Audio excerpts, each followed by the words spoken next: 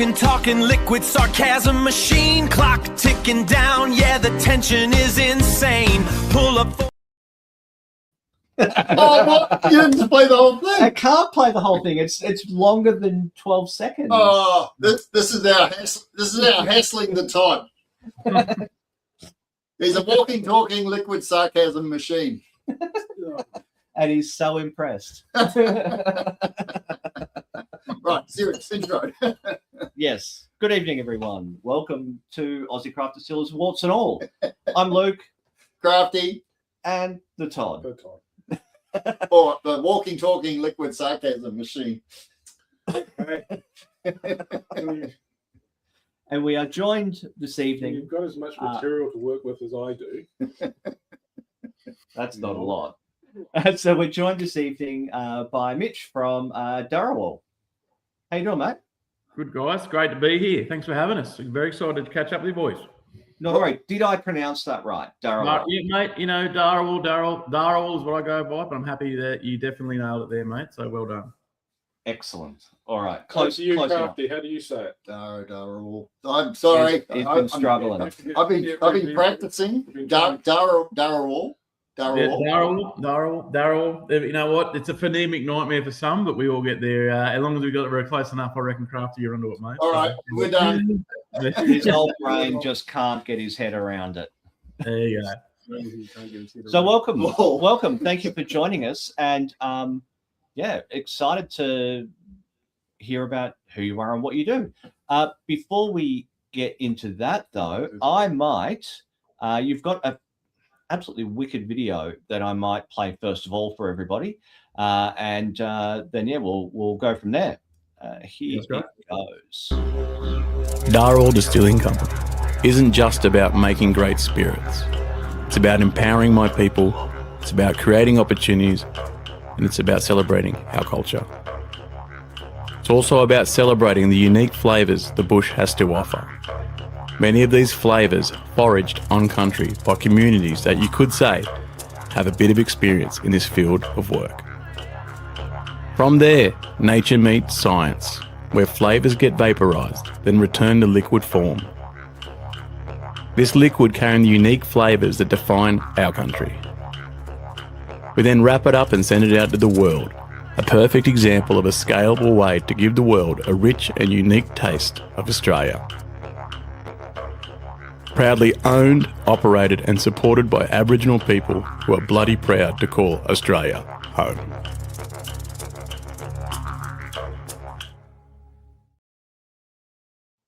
Right, well, that about says it all. Thanks for joining us. Having a course, we're out of here.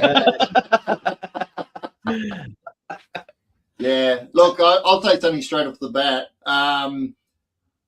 I'd love to deep dive botanicals with you a bit tonight because that's so unique, right? And we all understand the botanicals are so important in gin production. And I'd like to know how do you identify which botanicals to start evaluating, because you've just got a vast array of things and flavor profiles, so it must be a very, very challenging process. Yeah, mate, it is. And thanks for the question, because it's great. It's what I love. It's an evolution. It's an ongoing thing. Like, as for, gin's never been more popular, or has been popular, but it's having a resurgence like never before. And the beauty of it is it's basically there's unlimited potential with what you can do with it. And when I started this business, just a bit of background myself, I'm a proud Wiradjuri man who's lived on Dharawal Country for close to 15, 16 years. My children were born here, I work here, I live here, everything. So I'm part of the community here. And what really stood out for me when I started this distillery was the fact that where we live I'm in Wollongong, we're in an escarpment area covered by bushland and, national parks and areas where there's just an abundance of botanicals that are just, so ripe and ready to be used in cooking and, everything you can do. And I thought, let's try it in gin. Is it the first time I've ever done, obviously not. But how I differ is I use the local Aboriginal community here to forage for the ingredients in there. A great example is, our craft gin, which I thank you boys. I can see the bottle tap there and that's our kind of premium SKU. And how it works with that batch, we've got, outside of the juniper, which we use a Macedonian juniper. Outside of that, and some coriander seed. Everything else is native botanicals in there. And how it stands out is I can pinpoint where I got that geographically from and tell that kind of story with there. Wow. So a great example is, for example, what we've got in there is a, say finger lime. Gives it a real citrusy kind of punch to when there, kind of stands there. I remember the day when I went out there with a local Aboriginal ranger, and her and I grabbed the finger lime at a place at Jamboree, and we're in there. So, and then also we've got wattle seed, which comes we grab from a place on the coast. It's coastal, so the wattle seed's got to be grown near the beach and stuff like that. So, all of the liquid is amazing. It actually comes with the story and that kind of reference where I think using the 60,000 plus years of knowledge to put it into day science, which is something that really makes it unique. And the botanicals, as you said, like there's so many opportunities just to mix up and flavor and get those flavor palettes. Like macadamia is in there. Like we use the macadamia in there to kind of give it give a bit of weight in there and make it a bit more body in there as well. But outside of that, like we've got one of our other SKUs. So basically our core range is we've got a vodka, we've got 2 gins. So you guys got the craft gin, which is our kind of premium, but also we have a classic gin. And the classic gin's got saltbush in there. So, saltbush leaves in there with strawberry gum leaf. Like I am evolving in my distilling journey by leaning on my Aboriginal community around me and saying to me, what can work? What do you think tastes nice and going? A great example is bunya seeds, or I haven't actually used them yet, or there's paper bark. It is unlimited potential. So leaning on the I guess the Earth's oldest botanist, our communities around here to come and do it. So it's really exciting. Outside of the gin, unlimited possibility there. Like unlimited. Another great example is we've just released a ginger beer. We've got it on taps. We've got it on, and also ready to get in some cans soon.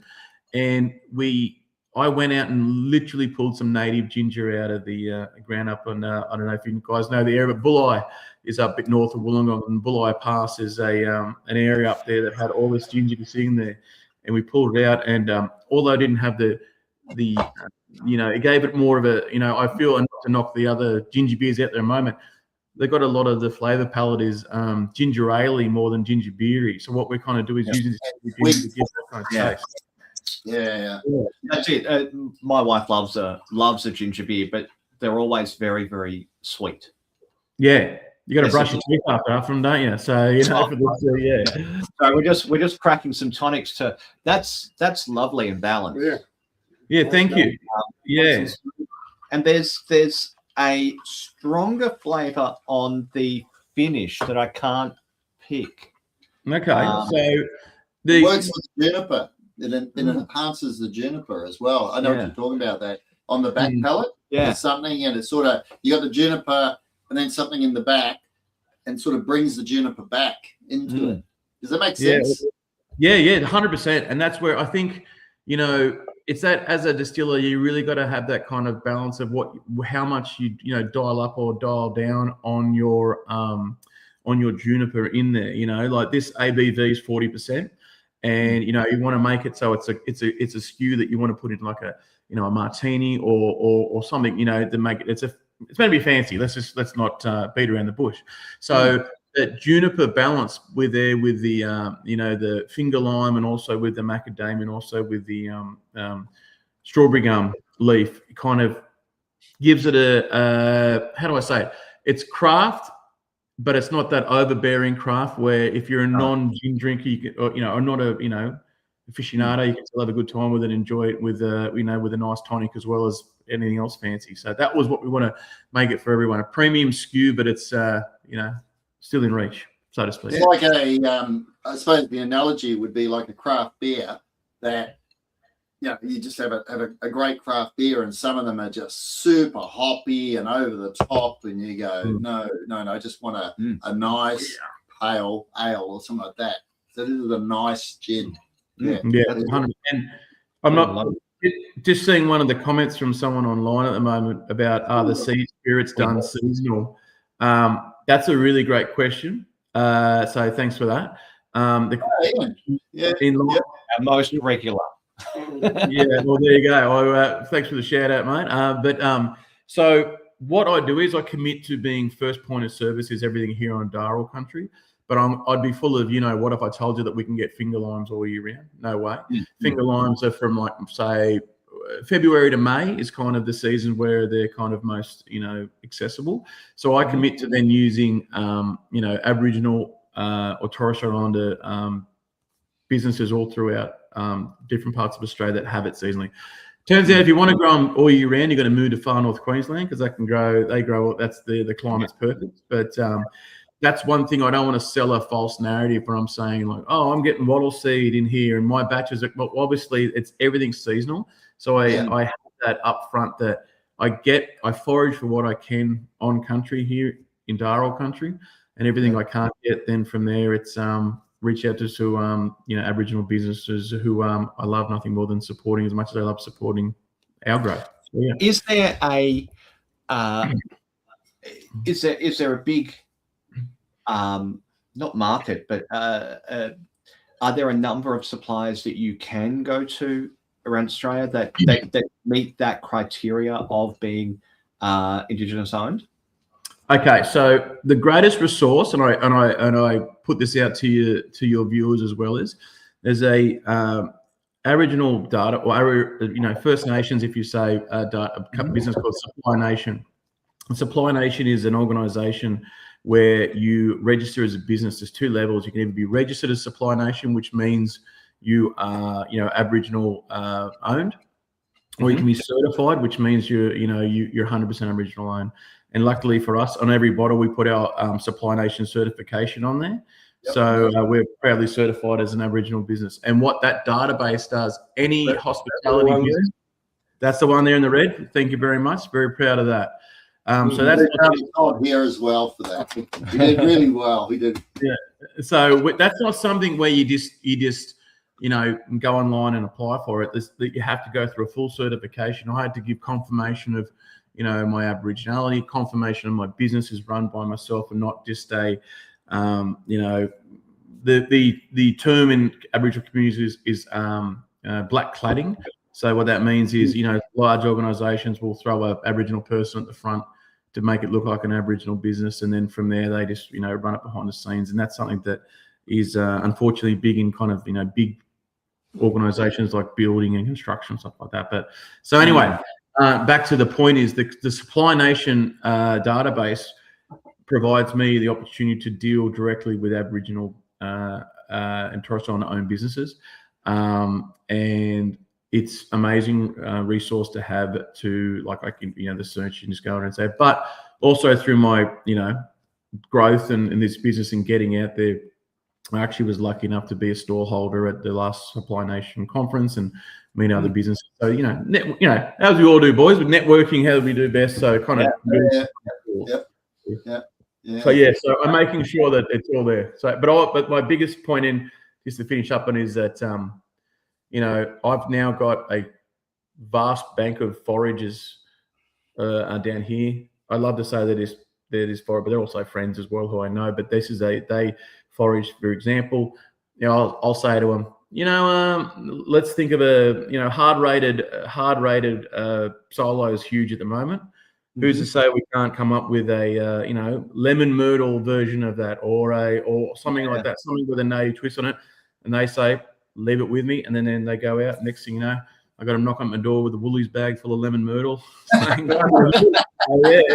it's great. So it's just it is as basic as that. Where I'll say, I need this. Can you go find it? And next thing you know, they come and and I've got a great little connection with them. So yeah. So where did you start, Mitch? How did you get into distilling? What was the motivation? And go back to the very start. How did it all happen? I'll need a sip for this one. So, What are you drinking anyway? mate, I'm drinking what you guys are drinking. So there we go. Yeah. So please put a link in our bio to buy online if you want. No. Anyway, I will be. That'll happen. That'll happen. Yeah. No, but so basically, I've spent the last close to 20 years working directly with Aboriginal communities in a government role, supporting Aboriginal communities all throughout New South Wales.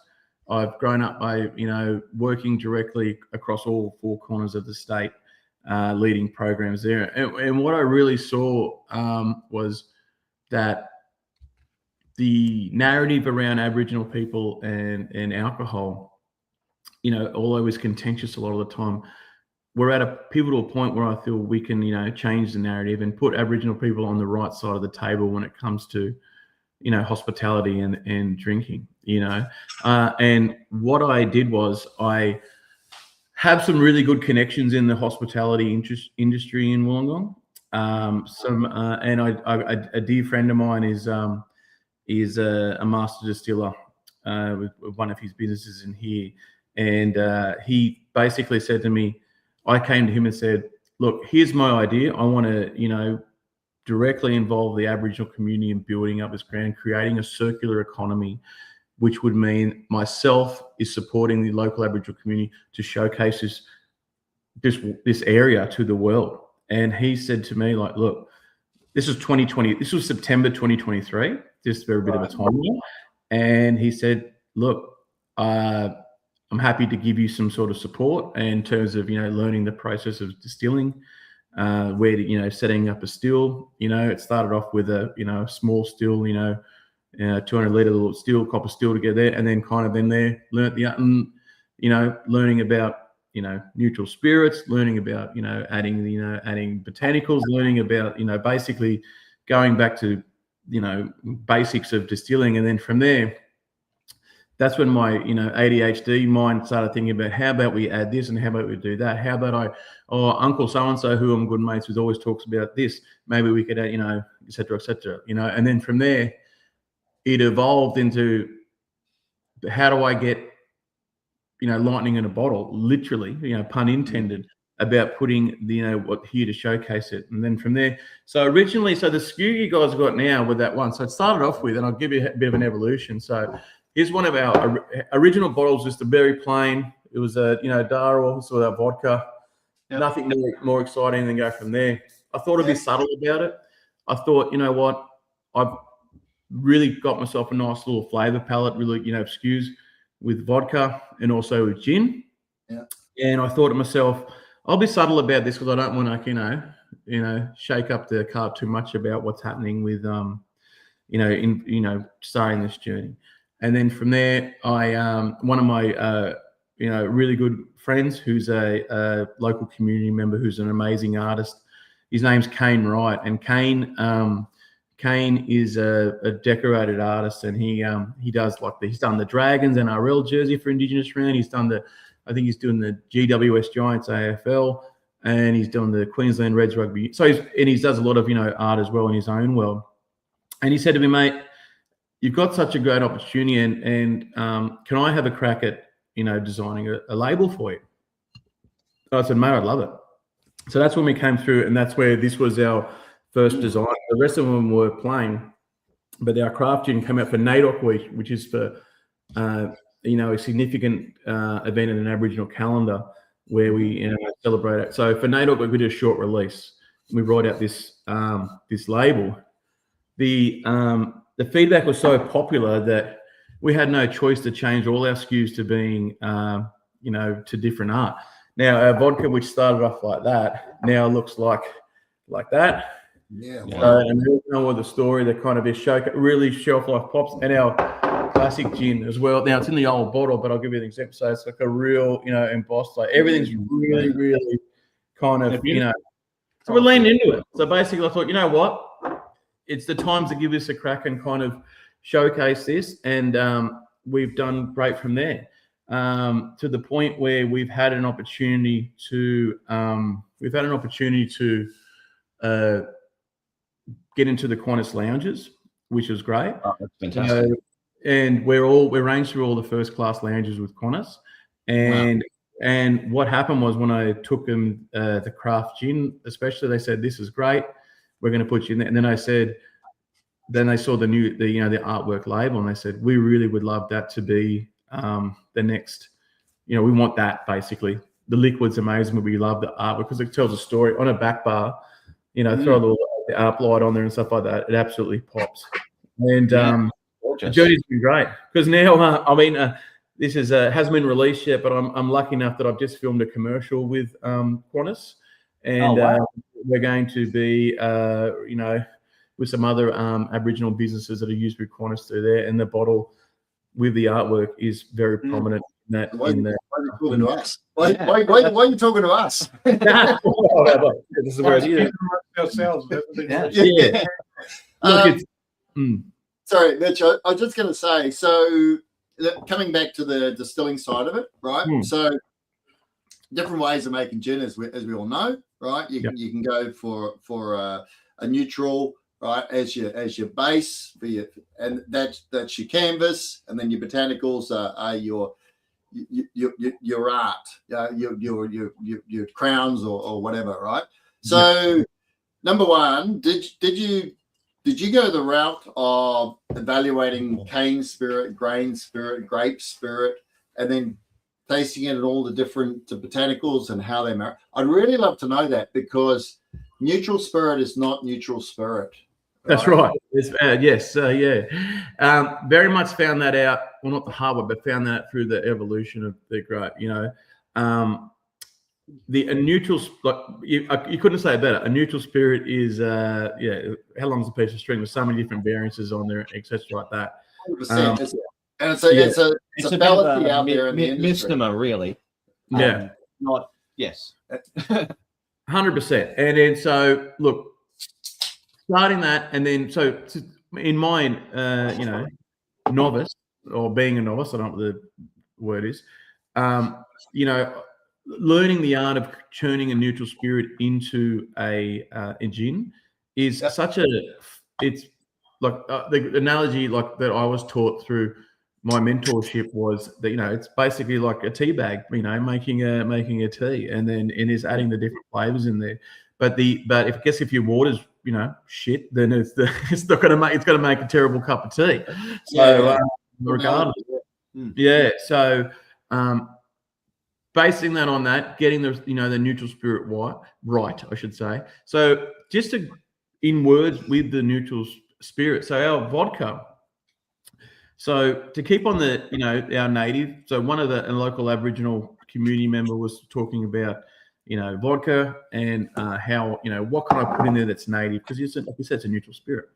And he said to me that there's a native grass called weeping grass, and if you've heard of it, you're full of it, because I never heard of it. So you probably the native. I was going to ask, what the hell is weeping grass? I've heard of it, but I have no idea what it is.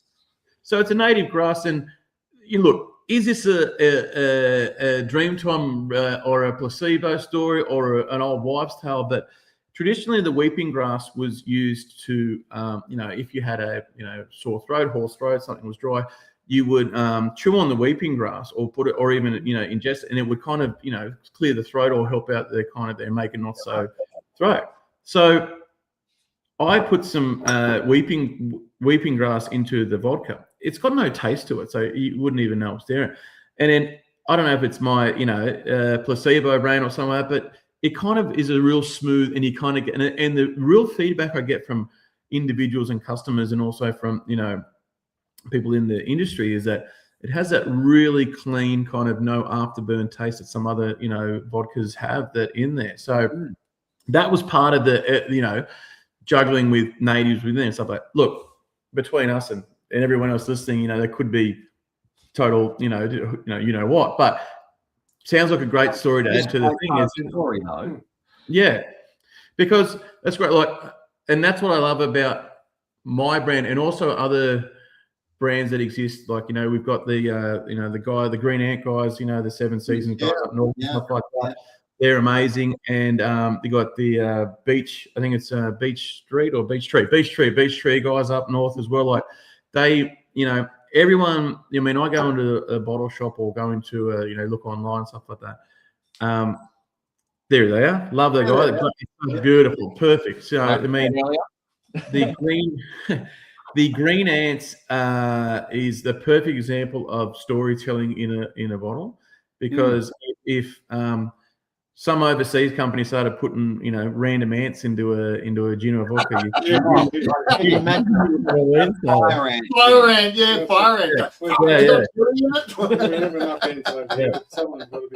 It's the what do you call it? It's the poor man's worm in the tequila, would it be, or something? So so get out the bottle. They are difficult to get out of the bottle, and they're not crunchy either. No. That's right. That's exactly right. So I mean, my I have we were lucky enough to do a launch, it was called a long table lunch, and what happened was my 16-year-old son, who's a budding cook, and he made all native foods. He made wallaby spring rolls. He made kangaroo dumplings, all these fusions between different things with natives there. Wow. And it was we had some local members, we had Aboriginal community. It was an amazing event. But for dessert, he made green ant marshmallows, and you should have seen it when it came out on the table. Like we had the Minister for Planning down there, Paul Scully, came down for New South Wales, and he's like, you could tell him he's like, shit, I got to eat this because I'm being watched here. But then he had a funny look, so the pressure was on him. So no pressure. Yeah, I was like, wasn't that? Yeah, it was an example like that. But the funny part is, although I love nothing more than and thank you guys for saying that, the flavor palette's lovely on that. Coming with a story side by side, it makes it so much more, great. I'll give you a good example. So a good friend of ours, a guy called Paul Shan from Tria Prima Distillery in South Australia. So he released the whiskey, and it was matured in sparkling wine cask, right? And it's really, really interesting because there's an effervescence to the whiskey, and it does your brain in, right? Because you go, how the hell can you have effervescence?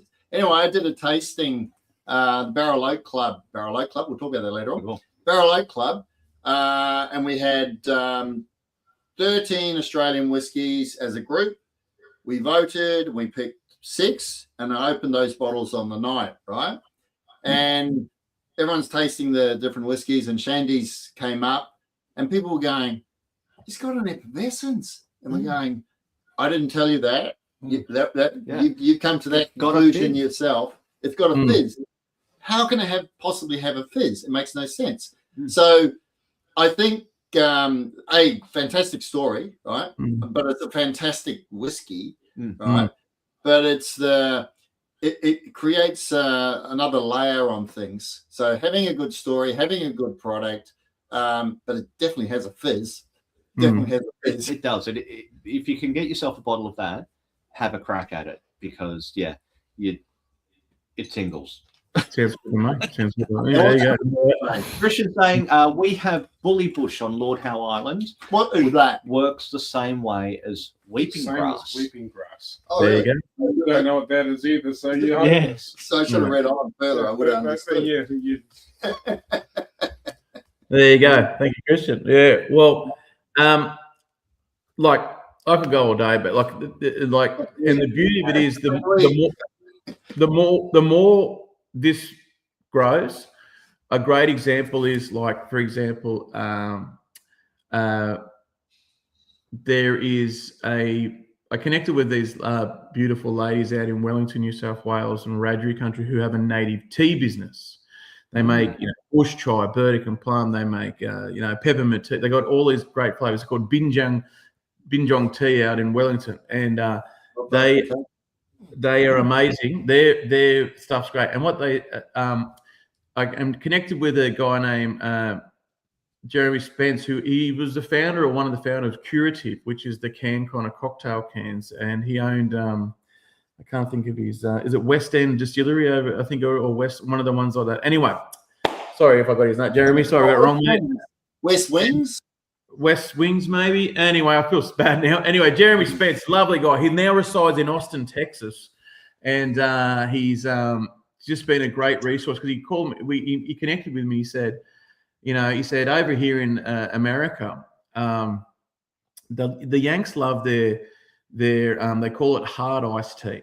Like alcohol, carbonated hard iced tea. There's a brand called Twisted Tea, and he said it goes gangbusters over here. And what an opportunity for you to, if you could find someone who makes kind of native tea using the tea leaves and connect it with your gin. You could possibly do it as a small batch, or even do it as a carbonated kind of ready to drink thing. And I said, let's do it. So that's something that's in the works. So it's going to be a bush chai spritz and a bush peppermint spritz. So there's something, and I'm like, it's one of those things, boys, where you just throw mud at the wall, and if it sticks, you see how we go. So. Yeah. I really think it's a great opportunity to explore, and I never even thought about it. So Aboriginal community members and people, and also non-people in the spirits game, come up to me and say, you need to try this, you need to try that, and I'm giving it a go. I've been lucky enough to be a vendor next weekend down at the Narooma Oyster Festival down the far south coast. And it's going to be great. Big event. They have some really good vendors down there. I think shout out to the guys at Old Salt Distillery down in Nowra. They're great, and other ones, etc. like that. But I can imagine this over a fresh oyster. It would be really nice. Well, here we go. I mean, that's what it goes. But what happened was, and I'll be back in 2 seconds because what I've done. He's got a fresh oyster in the cupboard, or he's got a Woolie's bladder. It's one of the two. I'm back.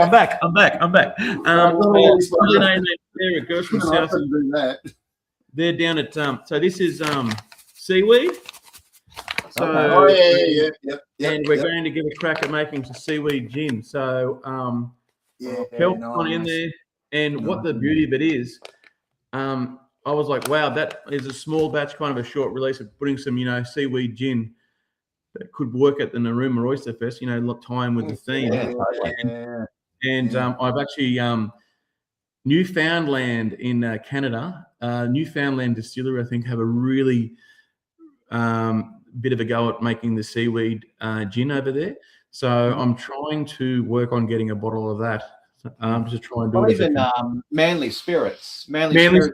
Yeah, Manly Spirits went down that line for a while, didn't they? At home, they're I can't remember. Coastal gin. The coastal gin, yes, has a sea lettuce or something. Sea lettuce, Sea lettuce in it.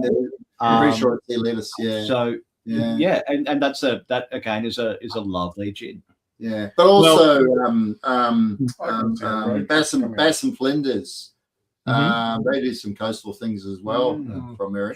I got two questions. So the first question is, I'm a big international spirits company, and I look at you and go, well, that looks good. I think I'd like to buy that company. What do you say?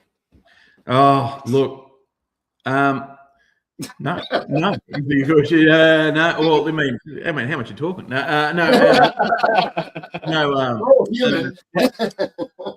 Look. This is bigger than myself. Even though I'm the proprietor and doing it, like the amount of people who, for example, a great example is sponsorship of like Aboriginal cultural golf days. Let's do a golf day, for example. Like I like a better game of golf every now and again. So like for down here, there was the Aboriginal men's group have an annual golf day, and for me to be able to sponsor them and actually have the spirits there and like get it for prizes and actually have that present there, it sounds weird, but it's something that's never happened before. Meaning, like they'll have a beer after it, they'll have a drink like the rest of it, but it's almost like the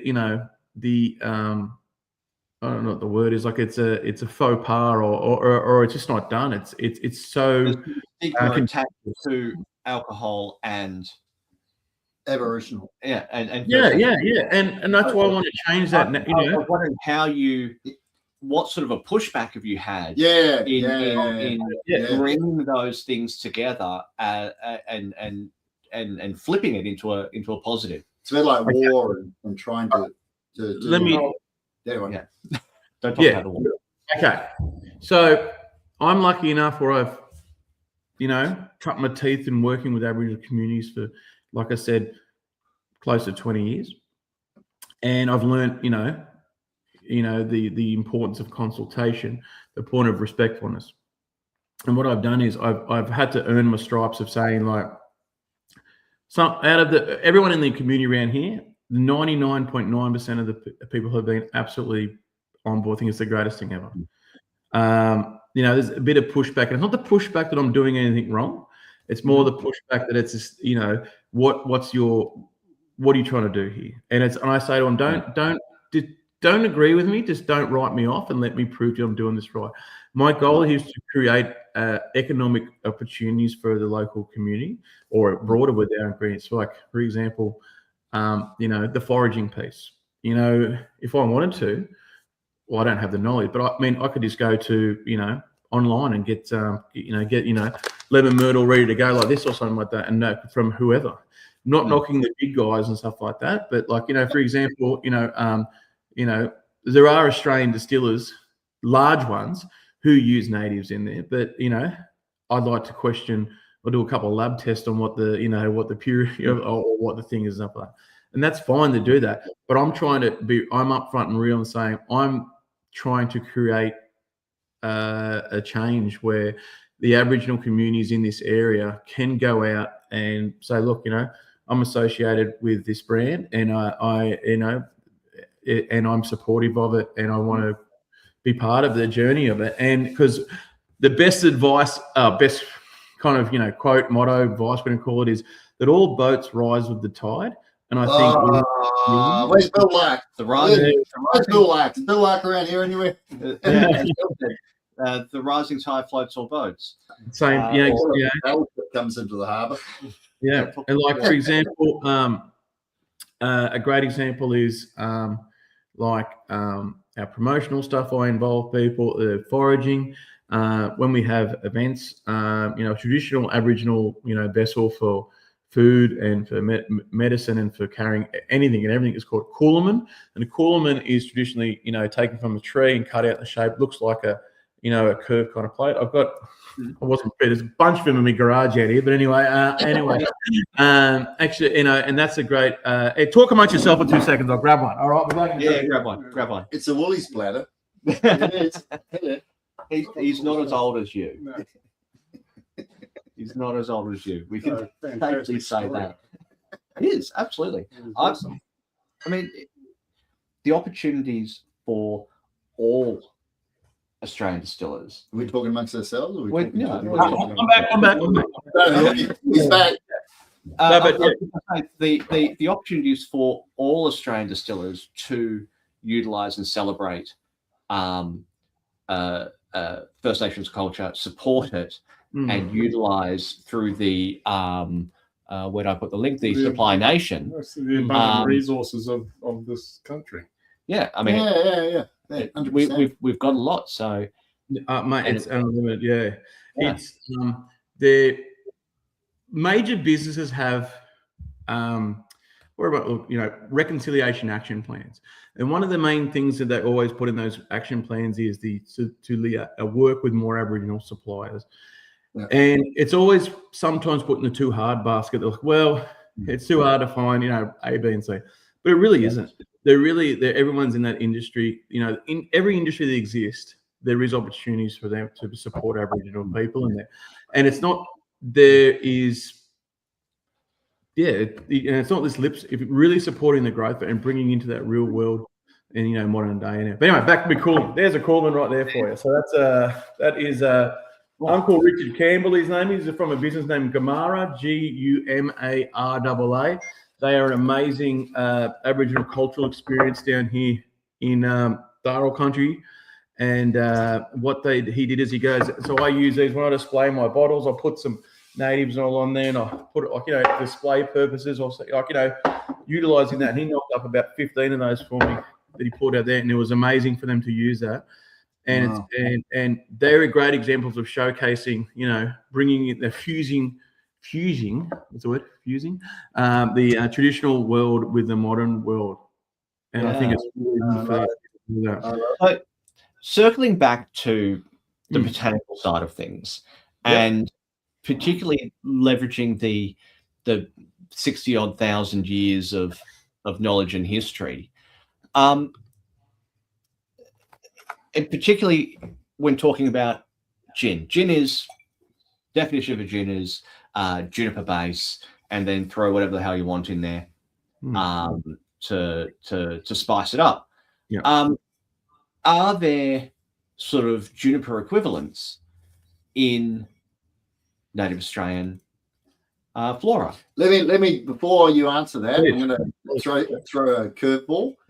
That it doesn't necessarily have to be juniper. It can be vodka with juniper-like components, even though you can't call it juniper. Well, that's very well. You get some brands that are dancing around that, trying to do that, and I don't have any. It's the gin maker's version of agave versus tequila. I've noticed a couple of brands, Australian agave. But I don't. It's not native, but it's just some agave has been brought over, etc. like that. Yeah, I haven't come. Yeah. So I mean, black snake with black snake. You got black snake? Oh yeah, I do. So side note for just quickly, because we love to promote. Please. So Blackgate Distillery, Black Snake, agave growing in, whereabouts are they now? They're way out west. Look fucking nowhere. Narrabri. Yeah. And they, it's growing. They cook it. They do the whole thing, right? So it's not imported from Mexico, and they can't call it agave. They can't call it tequila. They can't call it tequila. They call it mezcal style. Mezcal style. Anyway, sorry, digress. Sorry, Mitch. Digress. No. I nerd out on that stuff. Even like to stuff like sparkling wine and champagne and stuff like that. It's just so funny how it's at the there's these I had to learn all these these laws, I guess, of what they are, like a great native juniper, probably close enough, is Bubiella, I think a BOOBIALLA, if I'm correct. That's probably the closest that we do. An amazing distillery down in Wollongong is called Headlands Distillery. Yeah, I was going to ask you about Headlands. Yeah, Headlands. They are, I envy their amazing work.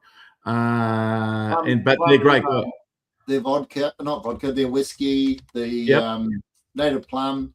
Yep, the Burdekin plum that they do, the Bubiella, I can't say them. Bubiella gin is Bubiella. Yeah, that gin shrub with aromatic, edible purple yellow berries. It has a juniper-like piney flavor. Wow, used in bush food, jams, and gin. Yeah, I have so much respect for the guys at Headlands Distillery and the work they do that they've got the intellectual property on Bubiella down in their gin and now region here. But that would be the closest that I have encountered, I should say. But yeah, like it's funny the whole juniper thing with gin, about how I know the Four Pillars guys brought out the Bloody Shiraz, which is one of possibly their most popular skew at the moment. I think I see it everywhere going around. Possibly one of the most popular Australian. Absolutely game changer on the international scene. They basically created a new category of That's right. And I guess the purists are kind of saying, is that the traditional kind of gin? But it seems to be falls under the definition. Because I know there is some. I'm pretty confident there is juniper in. I'm not sure what type, but I know. So I love that about gin. That although there is the juniper rule, but then from there it's just fair game. Yeah. I mean, it's the whole category of contemporary gins in Australia, isn't it? Yes, it's got to have that juniper profile to be called gin. It's got to be recognisable that there's juniper there, but you can wind it back to a level to allow other botanicals to shine, and this is where Australian gins are really punching on the world stage, because they're not just bang dry gin juniper. They're really complex gins. Funny you say that. The head distiller at Headlands, his name's Jared Smith, and he has some award-winning gins from Headlands. They're from the San Francisco, like the world ones and stuff like that. And I just thought that is one of those, you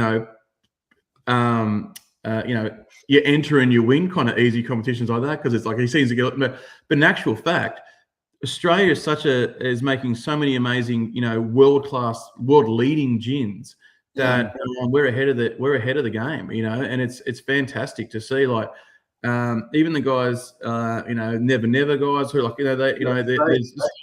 they're amazing. Triple juniper gin, right? So they go the opposite direction and they just crank the juniper through the roof, right? Yeah. And they absolutely nailed it as a unique gin. And they punched on the world stage. I mean, never wins award after award. And our good friends at Carew. Mate, I had the pleasure of sitting, having a stall at Fine Foods Australia last year next to Nick from Carew out there. Oh, great. You can't meet a better bloke. Him and his wife, they're legends out there, and out at out in the bush out there at Blue Mountains or wherever they are, they do it, and like is it their Chipotle vodka? The Chipotle vodka, I think they've got as well. Yeah, Chipotle. And there we go. There it is. You're all like, so like they're good. They're very good friends of ours. Yeah. Very good friends. Right. And collaborative partners. Right? That's collaborative partners. We did. So Craftworks did a barrel aged gin. With one we prepared earlier. Here's one we prepared. There's not many in existence now, right? But totally collaborative. Took a whiskey cask. It's been opened. Yeah, I hope it has. Whiskey cask, right? And worked with Nick and Ali, and basically Ali did most of the work because she was the creator of the gin to match. And you're hopeless. And I'm hopeless. And to match the flavor profile of the sherry cask. Yep. The whiskey cask was wonderful, absolutely wonderful. So and she won. Ali, what was it? It was up. Ali, help me out here.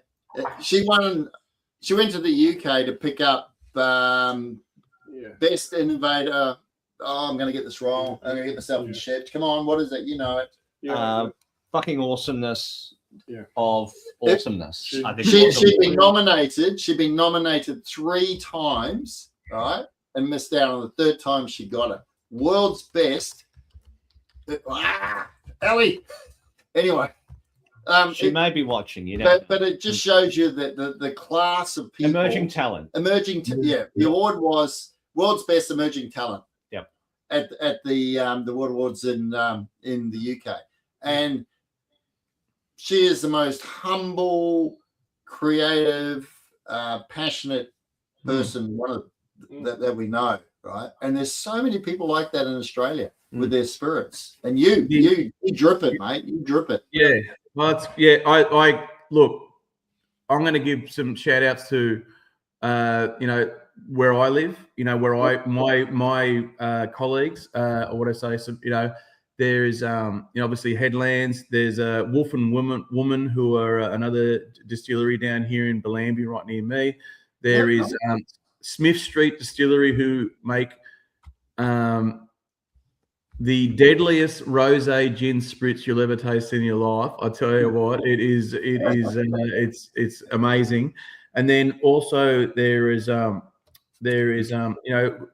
great example is the Great Australian Rum Co. is a rum distillery that's been brought out by Shannon Knoll, everyone's favourite. Knowlesy, what about me? What about me, Knowles? He's got his own rum company called the Great Australian Rum Co. And I had the pleasure of tasting his rum at the distillery, and it's the most non-rum drinkers rum in the best possible way ever. It is amazing, amazing there. They just brought out a rum and coke RTD to work with the Legacy for Anzac Week, and they're doing a thing down here with all the RSL clubs, and I was lucky enough to sample a couple of them, and they are just an absolute game changer. So anyway, there's all these distilleries down here, of course, with your usual suspects who have been around. South Coast Distillery, also everywhere in between, and they're just popping up everywhere. And like you said, the world of I've got to, I guess the next kind of segue is, cash flow, making money and making it exist. The excise rebate is been a fantastic thing for small, distillers to be able to, survive, be competitive, whatever you want to say. In a perfect world, we score a first pour vodka contract, we make, hand over fist, and then we can just do what we want to do it. But we've got to grind it out with, all us little guys have got to grind it out and actually try and get, there, because myself as Dharawal Distilling Co, an Aboriginal business, I have had so many doors open to me to, bars who would say, great, we love you, you skew, your liquid tastes amazing. They'll buy a bottle, put it on their back bar, and I'll never hear from them again. I appreciate the support, that's all good.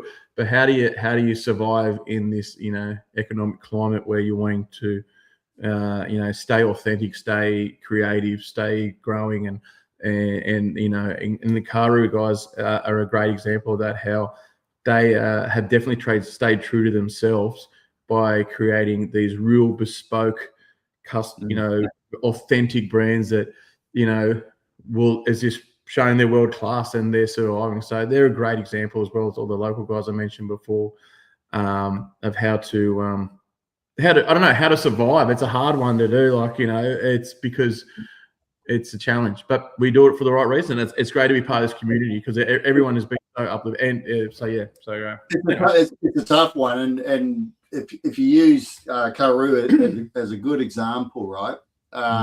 So one of the challenges we all have is, you can sell a product to a bar, and that can sit on the bar and gather dust, and none of us want that, right? So I go into bars and go, "Is that selling?" And they go, "No," and I go, "Oh well, I'll take it away." And they go, "Why?" And I go, "Because it's not good for my brand, and it's not good for your brand, right?" So my approach is deep relationships with the bars, right? They know me, they know my brand, right? They know my product. So if someone comes in and asks about it, they can sell it, right? Nick and Ali do that, in my opinion, do it so well. They are so integrated, and bars are a big part of their business. And that's the way to punch through. Now, I'm gonna get on my. All right, everyone. It's not related to gin, but this really gives me the shit. Strap in, buckle up, and hold me the shit. Who knows where this is going? So I was in a bar. I was in a bar in the Rocks in Sydney, right? And I go in there, and it was not a bar. Sorry, it was a brewery. It was a brewery, right? Fantastic brewery, a lot of history. Drinking the beers, and I went, I'm going to have a whiskey. So I went up to the bar and I said, "Where's your Australian whiskies?" They had Scotch, and Scotch was sort of pitched around $20 to $25. And I go, "Where's your Australian whiskies?" And it was the next level up, and it was like $35, $40. And you go, I'm in a tourist centre, all right, and you got Australian products sitting on shelf, which is more expensive than Scotch. Why would anyone buy Australian whiskies? right? So I asked the bar, and the bar goes, "Well, Australian whiskey is expensive, mate." And I went, "Really? Really? When was the last time you actually sat down with an Australian producer? The world has changed, and we're not living in this incubator of we're Australian whiskey, our product is really expensive. Australian producers have adapted to the environment, right? And so you've got to be competitive. And my own personal belief is we have to be on Scotch pricing. If we're not on Scotch pricing, we're on a hiding to nothing. The only people who are going to drink my booze are the people that know me, right? And know my product. I went into some of my bars that I know really well, and I looked at the pricing. And the other day, I ordered one $35 for one of my whiskeys. I went, I'll never pay that. Why would anyone else pay that? That's ridiculous money. So, wrapping this all up, there is a point. The point is, there is this perception that I'm talking whiskey specifically now, Australian whiskies are expensive. Yes, there are Australian whiskies out there expensive. No question about it. And some deserve to be more expensive, right? But the majority want to compete against Scotch. So it has to be priced accordingly. You'll sell more units of Australian whiskey at a lower, not a lower price point, but a reasonable price point, right? So it's just a little thing that I'm on right now. It's your current bugbear. It's my current bugbear. I have a lot of them, but this one is like, you want to promote Australian. The way to promote Australian is to have the price point at least matched to Scotch pricing, right? You eliminate that barrier to entry. I mean, an amazing example of that. Marty Pye at Riverbourne has just dropped all of his pricing down to $120. Which is reasonable pricing. Yeah. There's a lot of Australian whiskies out there at cracking 100, 125, which is reasonable pricing, right? But you've got bars that are still selling that at $30, $40 a nip. So circling around. Sorry. You focused on gin and vodka with the botanicals at the moment. But a question came in talking about from Ian. Have you been any trials in smoking native plants, trees, botanicals into the spirit, or smoking into barrels? It's you know what, it's definitely on the cards. Hasn't been done yet, but I like the barrels, the aging. That's something that's still I'm very green to. I like the idea of the rum opportunity of possibly putting some natives kind of in that kind of like that. Haven't really got the knowledge base yet to do it, but it's definitely something I want to try. I think it's the beauty, as we all know, with gin and vodka, it's the aging process doesn't exist. It's an easy way, we can do it. So that's where I guess I have to acknowledge state that I'm still very green in this space of distilling, and I'm learning day by day to do it, and that evolution will be definitely into something barreled and aging and going through that process. And then again, I get to then get experimental again and start that a whole thing of how can you go from there. And then I will lean on other ones like I've seen the sheathing and then kind of the process of the stripping the barrels. A friend of mine's brought out some not brought out. He's a bit of a home distiller, and he tells you can the availability of buying some old Buffalo Trace barrels from overseas. Like there is a market, there is the availability to do that. So then it lays to the fact is, do you make some native barrels? Is that a thing you can do? That's just that this is where you just find and stuff like that. So just on the side of things, Archie Rose have releasing in a week on the 27th a lavender smoked cask whiskey. Whoa. So that's cool. Yeah, they have. Man, you have to really. What they've done. So they have smoked the casks with a Tuscan lavender rather than smoking the grain. Yeah. And they experimented with smoked water. They did too. Yes. Yeah. They love a bit of experimental smoke there, don't they? Yeah. I mean if that goes well, there's so much opportunity to. It's funny how like everything. Yeah, like everyone, someone's got to be the first, don't they? And once that happens, and then the growth happens. It inspires. It inspires others to then run with it and see what the possibilities are. I think that's when we look at the strength of the Australian industry itself. That is the strength of the Australian industry. We can play with whatever the fuck we want. A great question someone asked me once when I started this, when I said I'm going to start botanicals and creating a native flavor. Someone said to me, "What is Australia's native? What is Australia's flavor? What is Australia's dish? What is something that's uniquely Australian?"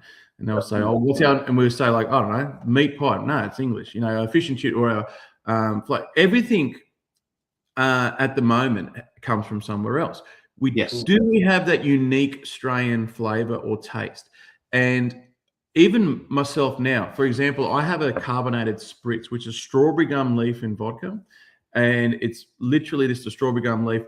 And with the strawberry gum leaf, you grab it, you break up the capillaries on there, and the millions of capillaries, and you smell it, and it goes, smells like strawberry. It creates that part of there. Beautiful. But I want to create something that doesn't smell or taste like something. I want that to be the taste, meaning it's not comparative to something else. Even like finger limes, strawberry gum leaf, everything's got that kind of comparative thing. The search for Australia's native, uniquely scent, flavor, whatever you want to call it, taste or dish, is the great hope. And I've reached out to some real, four corners of Australia and like through, the internet and reaching around and trying to find that. And yet it does exist. I'm yet to find it. And hopefully that'll be something that we can say, wow, like our juniper, but not saying this tastes like juniper. This is our flavor that we're doing. That would be amazing, because I've long thought that's a journey though. They'll be saying, because you need to be putting it out there that this is the taste of Australia without it. He's got the year of Qantas now. I know. Fucking plane. That's it. That's right. Yeah. The air of Qantas. Yeah. The air of Qantas. Year of Qantas. Yeah. So who's the CEO of Qantas? Was it Alan? It wasn't Alan. On speed dial. What's their name? What's their name? It's a lady now, isn't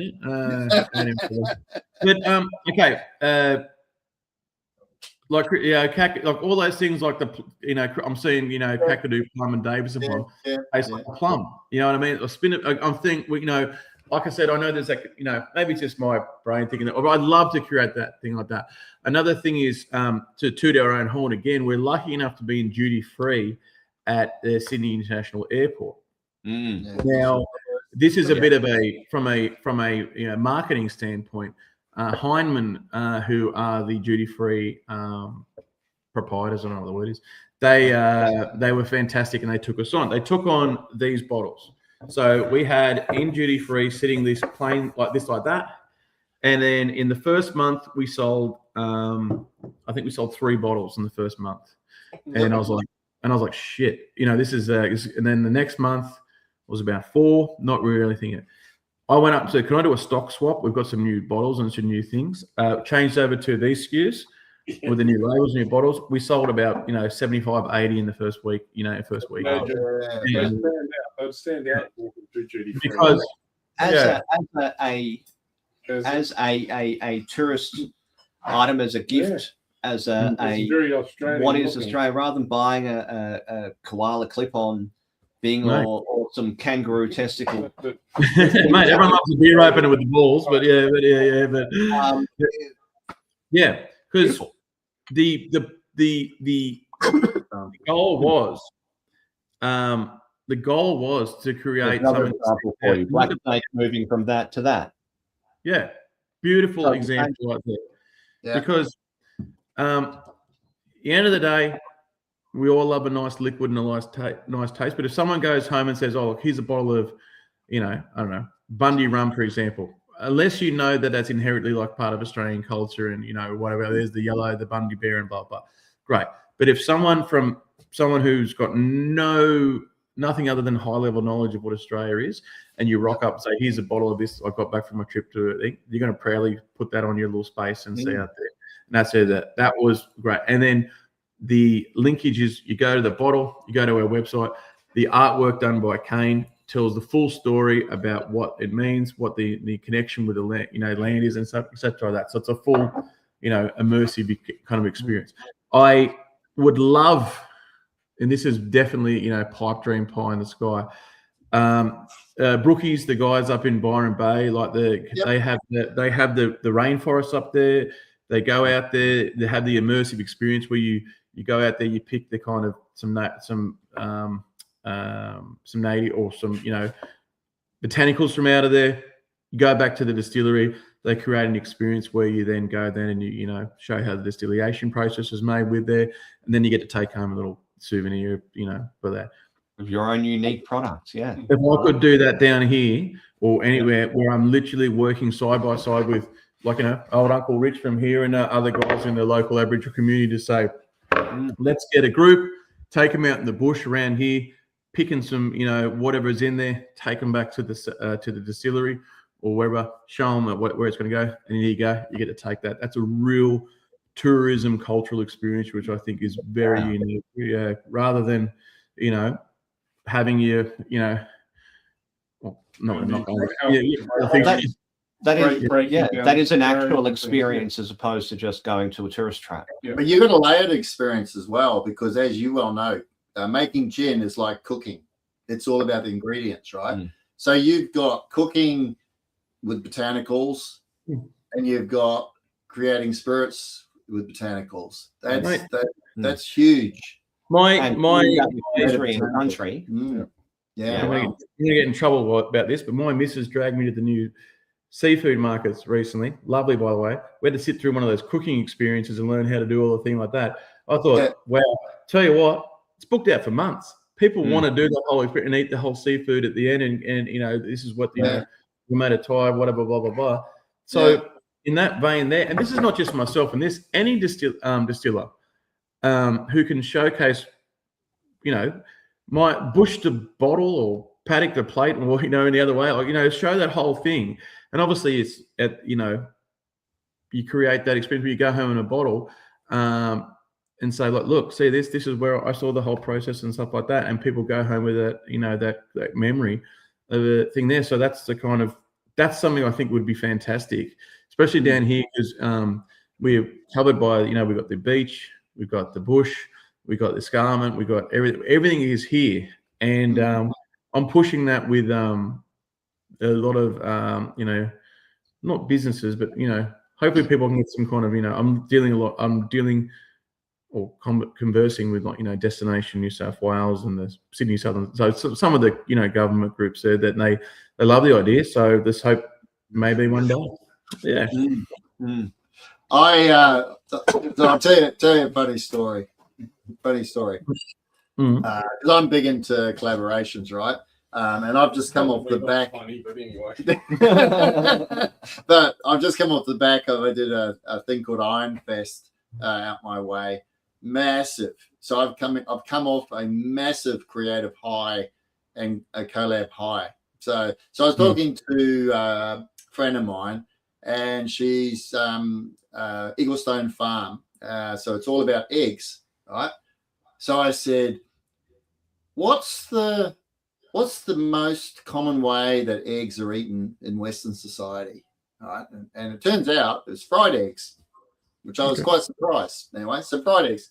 So I said, why don't we do a eggs and spirits combination, which is like eggs and spirits? That makes no sense, right? So we talked it through. And the idea is, and we're going to do it later in the year, right, of cooking eggs all different ways: scrambled, fried, poached, right? And I'll use gin, and I'll create a gin butter, and we'll cook bacon, and I'll cook bacon in whiskey. Layered experience, right? And it was such a unique thing, because I've got this true belief that spirits and cooking are very, very. Is this the Gin Egg story? Yeah, Is yeah, it? it's It a is Gin the Egg Gin story. Egg story. He's heard this one. I've got people going, shut up. But I've got people going, that's really cool, right? And it's they're still doing it. And it's just- but it's this connection of food, right? Ingredients to make food and alcohol, and this crossover, and how you can build a relationship between the two. I find it fascinating. So he's not saying shut up. No. Yeah. I thought you were going to say more of a poached egg man myself, but anyway, no, but that's all right. Yeah, no, but it's very true. I'm intolerant, so I don't know what any of you talk about. Intolerant of me, or Yes. But anyway, in a broader sense, like, I mean, I've had some great, in terms of collaboration, like some brewers as well, like, craft brewers and beers. I had a great, I got some good, mate. First Light Brewing in Wollongong. They're some ex-Tui's boys who've gone out alone. First Light. Damo and Hato, absolute champion blokes. And I have a running joke with them that back in the late 90s, early 2000s, Carlton Cold brought out a thing called the Carlton Cold Shot. And there was a shot of vodka in every stubby.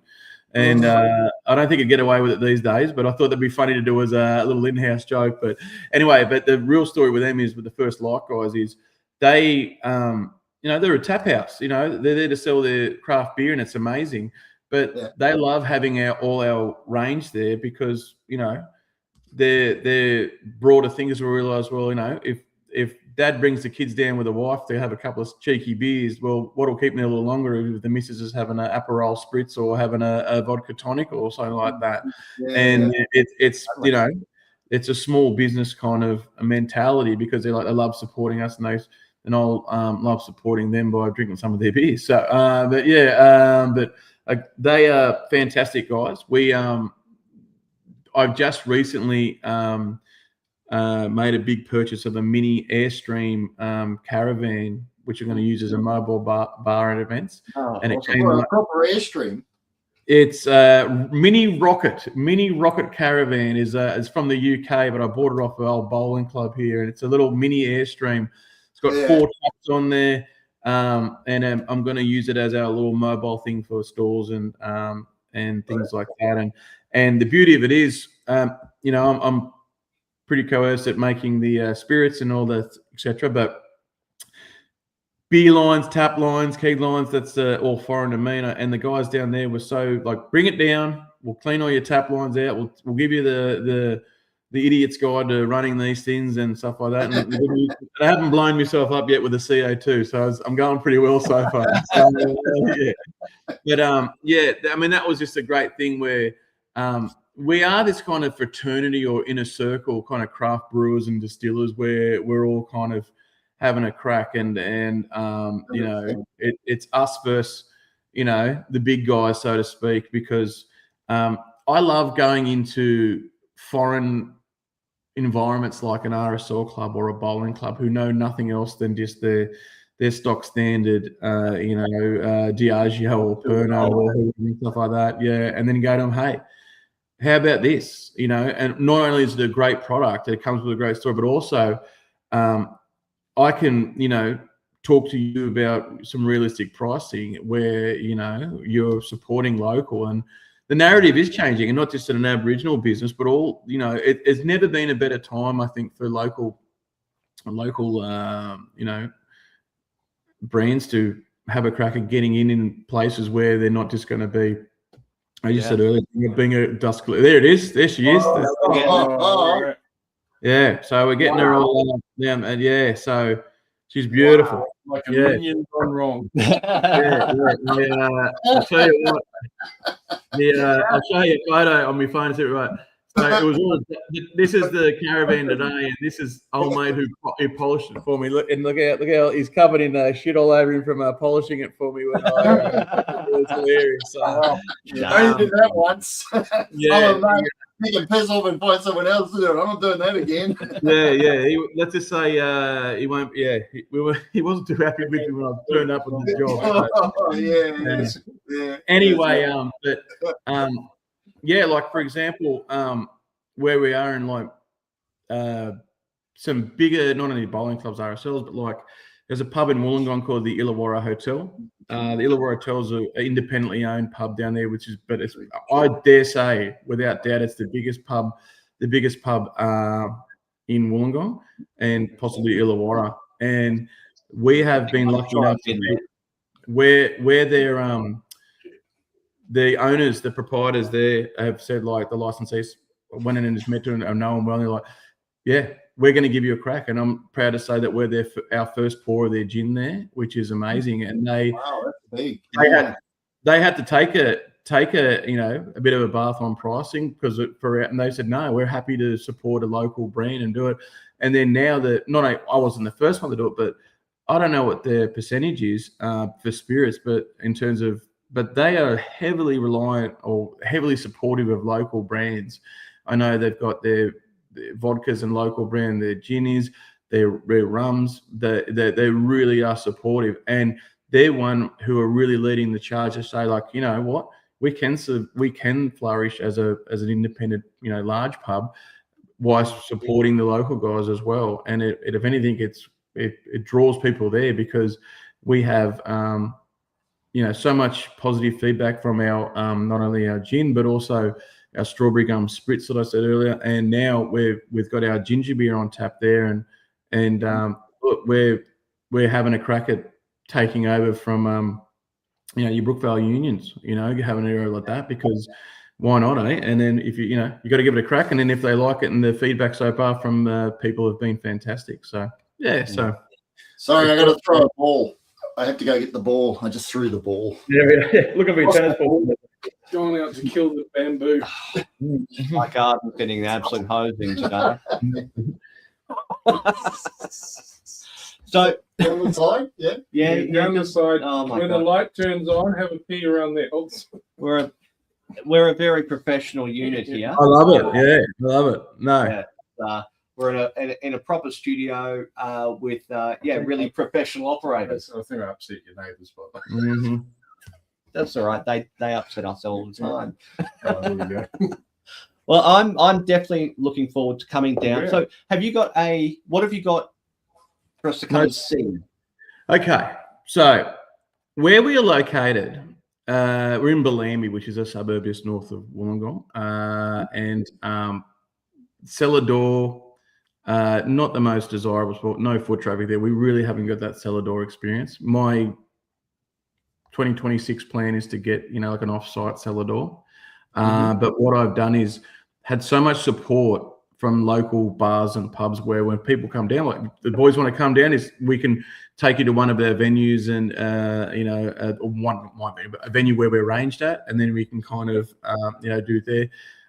There's a fantastic bar. I love giving me a shout.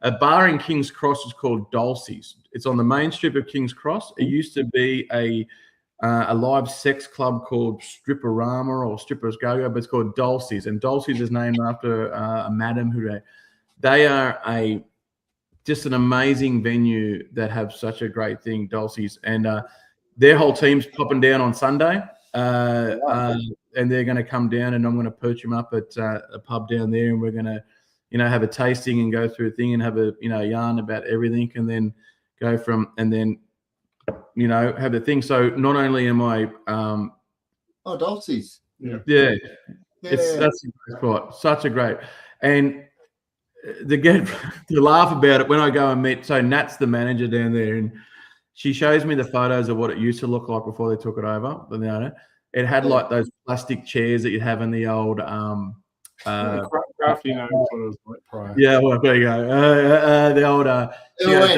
they had the plastic stadium chairs where guys would sit on and do whatever they would do. And then she goes, look at this. And she pulls up a lever, and there's a garden hose still in there where they hose it all down at the I love it. And it's got so much character, and they have like that's all the they have like she said, Nat's told me that at least every other night there's a punter who will come in singing "It's Still Alive" sex club from the 80s.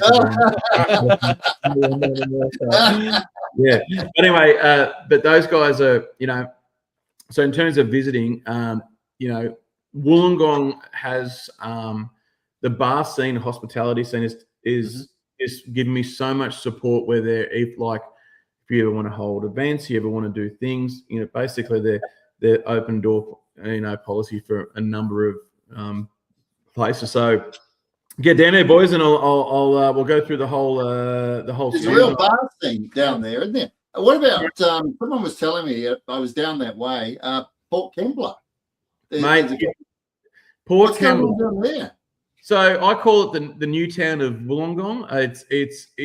It's thriving, and like there's some really cool venues there. There's a place called The Servo, and it's an old service station that they've turned into a immersive bar, live music space, etc. like that. And it's like, where there's still a couple of old petrol pumps out the front of it where everyone kind of sits around and goes.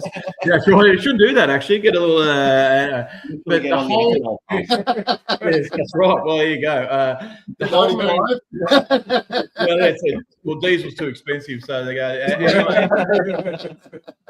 The main drag is Wentworth Avenue is pop-up, cool, either a bar or a venue or a restaurant.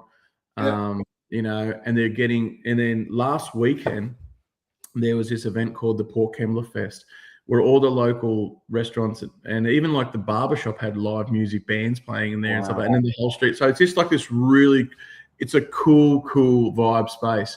And there's an old bank that they've turned into a retro wedding chapel, and like it's just getting cooler by the day, and it's going to just keep growing. And so it's a very fun space down there in Port Kembla. I want to get there. So I was down Kiama. I was actually Gerringong, Kiama, and then I went to Port Kembla, and I'm driving to Port Kembla, and I'm going, this place is huge, and I got totally lost, and I ended up in Wollongong. Yeah, there's a couple of jokes we can make about that. We won't say. It's thriving down here.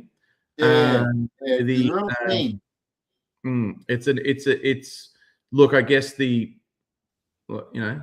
housing crisis, if people can't afford to live in Sydney now, so it's helping the economy drive down here. But even down here, the houses are bloody expensive, so I don't know what they're on about. But anyway, there is so much growth down here. We have a massive music festival, October long weekends. It's called Yours and Ours, and it takes over the whole lighthouse area. They have like international bands, like a bigger, and so there's so many.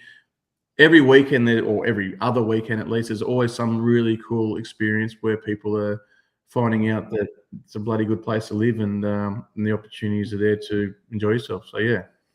Well, on that note, we'll all have to get down and see you. We'll stay tuned for when you do get your cellar door experience up and running, because I think that will be really special. Might have to get a minibus. Well, you guys can stay in the caravan if you want to stay in the caravan. Yeah, I'm used to staying in caravans. 9 years. But this one looks cool. Yeah, there you go. There's a couple of beer taps in there for you. Special yeast. Yeah. Don't go into Crafty's caravan. So the A-line caravans, the one, right, with the cardboard walls, right? So I live in Sydney, and my distillery is in Capity, 3 hours away. So that's my home. It started as the man cave. It was really, really cool, right? But after 9 years, I left it up. I kept it for the first year, and I went, nah, stuff it, I'm leaving it up. So one day I'm going to hook it up and then tow it away and leave 3/4 of it behind in pieces. And then I'll just have the wheels. Yeah. It'll be held. It won't even be there. It'll just be a little angle at the front. It's literally going to be held together by the yeast. But it's called the yeast. It's called the yeast factory. Yeah. Oh, God. No one will go in. He calls it the yeast factory. He won't come into my caravan. Oh, God, no. I think Dulcie's and King's Cross used to be. Yeah,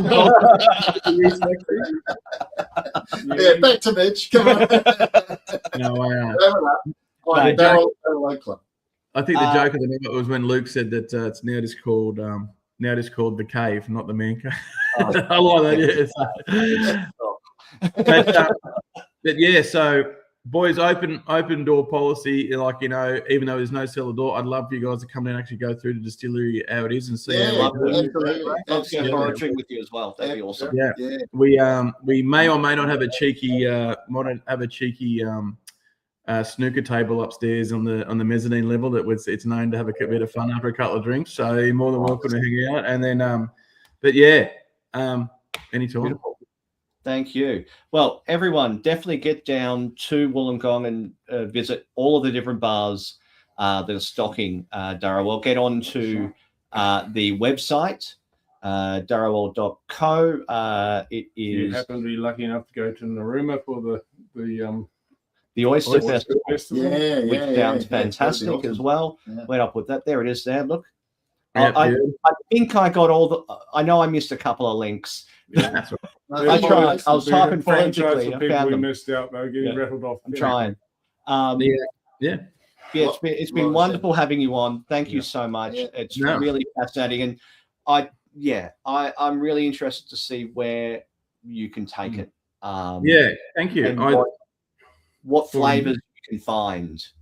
That's exciting. Thanks, guys. And then I guess the big message to take away is, which you guys are huge proponents of, is, you know, drink local. I think that's the big one. So we'll do it. So thanks, mate. I appreciate you guys. I love it. And now we also know about supplynation.org.au for sourcing and finding all of your natively grown and sourced and whatever it is, any product. Seems to be on there from what I can see. So jump on there. That looks to be a really good resource. They've even got toilet paper on there. So they're called yarn toilet paper. So like I said, yeah, there you go. Anything you can think of is on there. Trust me. So in a positive way. So yeah, brilliant. I will definitely have a look at that. And I hope I found the right Instagram for Kane Wright. I'm pretty certain I did. That's right. He texted me saying, thanks for the shout out. So there you go. So you must have got the one. So there you go. So no. Beautiful. Jump on his Instagram there and support the artist of these amazing labels. Look, mate, amazing to talk to you. Before we wrap up, we have Don't go. Don't go. Don't go anywhere. Don't go. We're going to wrap it up. Yeah. For those that don't know, one of the iconic institutions in Sydney, the Oak Barrel, has closed their doors. For me personally, I did a lot of learning at the Oak Barrel because they used to have tasting nights and that. So met distillers locally, met distillers internationally, met all these different people. So when I heard the Oak Barrel had shut its doors, it really hit me hard here because I had a little tear. I had a little tear. And within a 4-hour drive, I put together the Oak Barrel Tribute Night at our good friends Bar 26 OCD in Sydney. We organised the night, and we had people from the Oak Barrel that used to frequent the Oak Barrel regularly, as well as people that used to work at the Oak Barrel. And we had an amazing night of about 45 people. About 45. About 45 people. Pushing 50 people, yeah. It was pretty cool. So it was myself, as Craftworks, it was Amber Lane, it was, what was that? Okay. Anyway, the point I'm getting to is what came out of that night is the Oak Barrel was bricks and mortars.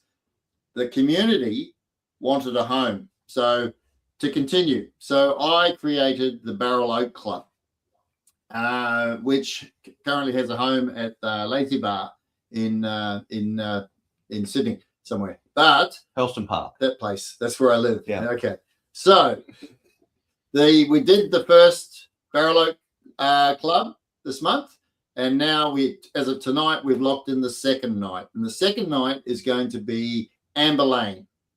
So it's Amber Lane presenting and Craftworks. Not presenting, it's more like conversational. They are going to present their new chartreuse cask as well as other casks, and I'm going to present a Armagnac cask work in progress as well as some other products as well. How do I not have an Amber Lane? I don't know. So we did have one. Yeah. So so it'll be on my website, which is craftworksdistillery.com.au. If you go into the events section, you'll see it. It'll probably pop up tomorrow, I think, with a bit of luck. Maybe Sunday, because he puts it up. So it's support for the whiskey community, but it will be broadened out into other spirits as well. So it's the Barrel Oak Club. Hope you can come. The last one, we had a fantastic night. It was good fun. It was a lot of fun. We're going to have a lot more fun. Thank you. Wonderful. Thank you again. Really appreciate you joining us. Looking forward to seeing where you take it. If everyone, do the usual like and subscribe and that sort of shit. It does help us. Helps algorithms and all that stuff. Fuck those algorithms. We have done the rebrand, of course, which is updated on all of the platforms. So just look for Worts and All, or visit the website wortsandall.com.au. And it's on my website. You and can that link too, it. Also from Craftworks. And there we go. Look at that. The Chartreuse cask is no, this is number 2, Christian. It's number 2. Yeah. So, Christian's Yum, yum. Yeah. All right. Thank you all. Like and subscribe. This fantastic. Get into it. Support these guys. Absolutely. And we'll catch you next time for. Oh, we can say who we're talking to. Yeah, we can. Grandad Jacks. Grandad Jacks Will be our next episode, which is on what date is that? A day. It's a day ending and it's divisible. It's coming up. Follow us on the Facebook and you'll see the link. All right. Thank you all, and we'll catch you all next time. Cheers. Thank you.